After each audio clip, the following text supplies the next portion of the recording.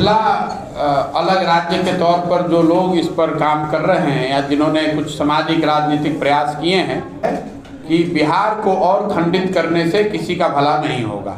ये कहना कि सिर्फ मिथिला पिछड़ा है, ऐसा ठीक नहीं होगा। मिथिला हो या सीमांचल,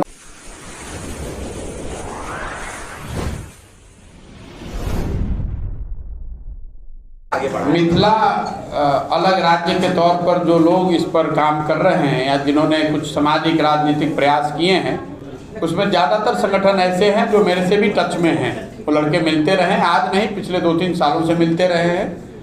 मेरा ऐसा मानना है कि बिहार को और खंडित करने से किसी का भला नहीं होगा। मिथिला हो या सीमांचल, मगध हो या पूर्वांचल, जितने भी क्षेत्र हैं, जब पूरा बिहार ही गरीब है, जब पूरा बिहार ही पिछड़ा है, तो उसमें ये कहना कि सिर्फ मिथिला पिछड़ा है, ऐसा ठीक नहीं होगा। छोटे राज्यों की जो परिकल्पना है, अगर बिहार, मैं जो कह रहा हूँ कि अगले 10 साल में बिहार देश के 10 अग्रणी राज्यों में शामिल हो जाए, तो उससे बिना मिथिला के विकास के तो वो संभव नहीं है। मिथिला एक तरह से हृदय स्थली है बिहार की, तो मिथिला के विकास से ही बिहार का विकास हो सकता है।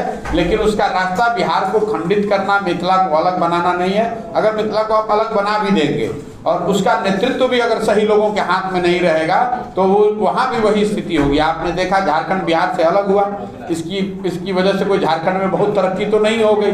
लोगों को ऐसा लगता था कि बिहार के वजह से झारखंड पिछड़ा है। जब तक आप जो व्यवस्था, चाहे राज्य बड़ा हो या छोटा, उसको चलाने वाले लोग सही नहीं होंगे, चुनकर जो लोग आ रहे हैं, जो नेतृत्व कर रहे हैं, अगर वो लोग सही नहीं होंगे तो वहाँ पर व्यवस्था नहीं बदलेगी। बिहार को अगर सुधरना है तो बिहार के सही लोगों को एक साथ आकर प्रयास करना होगा।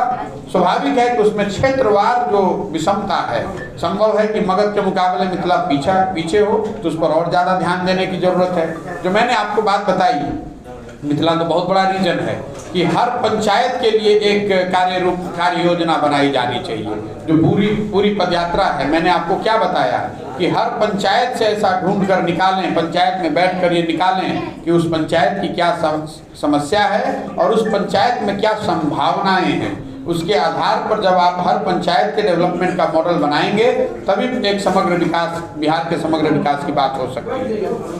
बिहार को अगर बेहतर बनाना है, अगले 10 साल में बिहार को अगर 10 विकसित राज्यों की श्रेणी में खड़ा होना है, तो ये कोई एक व्यक्ति, एक दल इसको कर नहीं सकता है।